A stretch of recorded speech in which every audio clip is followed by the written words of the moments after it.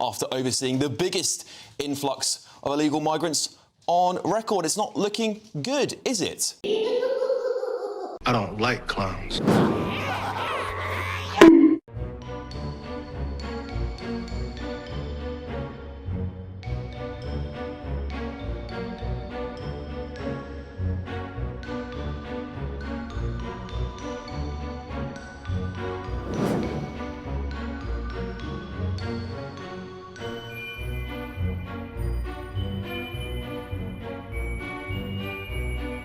Eleanor farted and then she blamed it on her chair.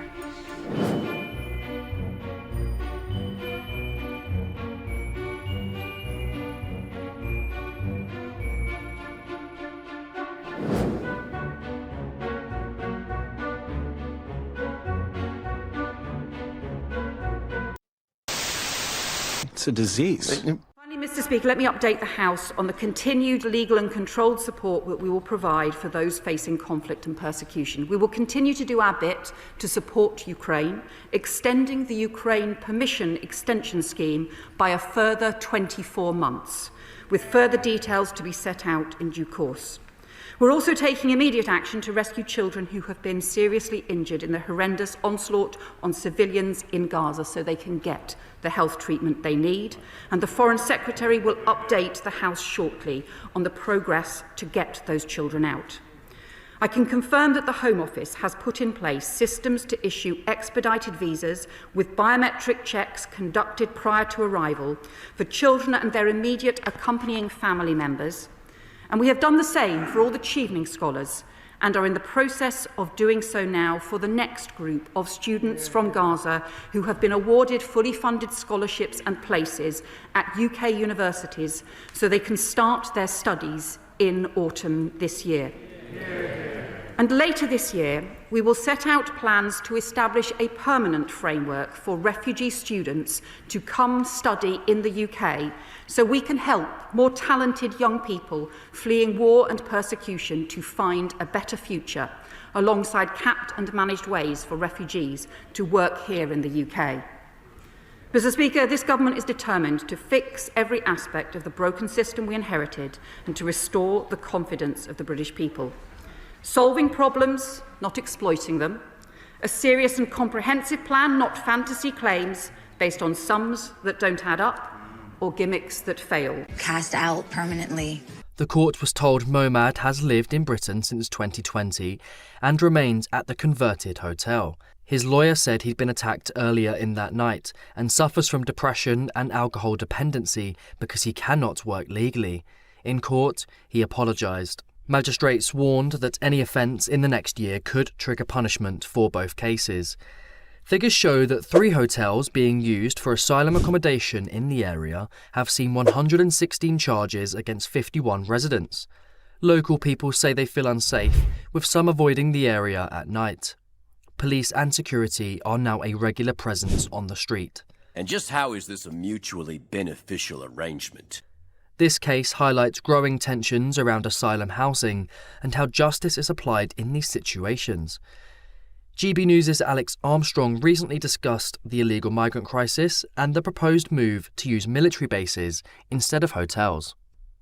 More than 1,000 migrants entered the UK on Shabana Mahmood's first day as Home Secretary. It's her job to end this crisis, by the way. And since the refugees welcome here, former Home Secretary Yvette Cooper got sacked from her job.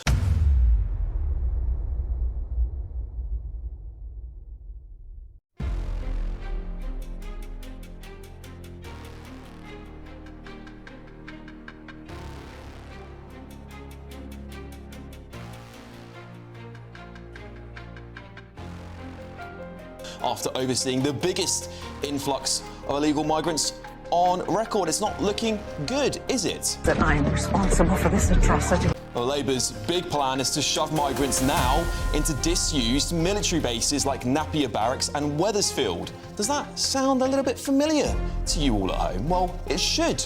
Because in 2023, Yvette Cooper, the then Shadow Home Secretary, slammed the Tories' use of these sites as an admission of failure. So why is Labour now copying the same, as they called, failed playbook? Hypocrisy doesn't even begin to cover it. I have no fucking clue what I'm doing. And let's get real. This isn't a solution, it's a shuffling of the deck, isn't it? Crossings are up 44.5% from last year. That's 9,600 plus in 2025 alone. Get them out! Completely out of government. Watch as a Gazan migrant threatens to kill Brits while blaming Britain for the world's problems. The problem in the world, they're coming from British people. British. And British government, yes. There we go. Britain, listen to this lovely European Gazan who's saying the problems in the world come from British. When I finish Israel, I'm gonna coming British. I'm gonna also more British.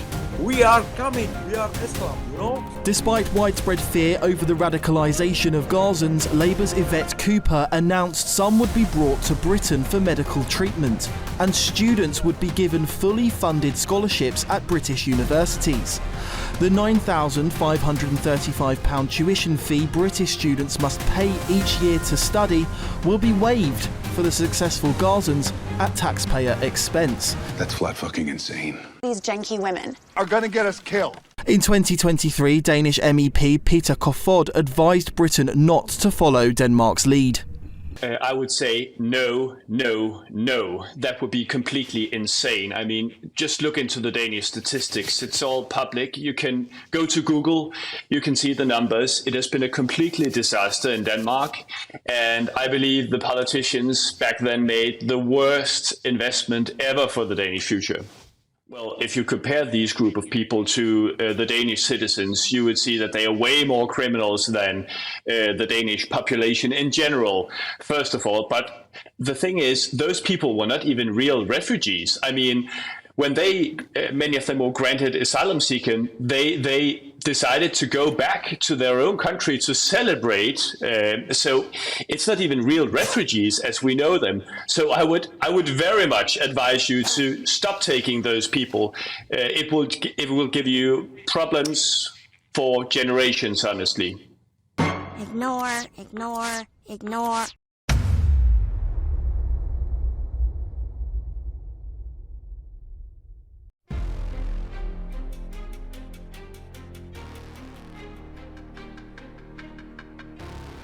It can't be bargained with. It can't be reasoned with. Nazi scum off our street! Nazi scum off our street! Nazi scum off our street! Nazi scum off our street! Sorry I got us thrown out.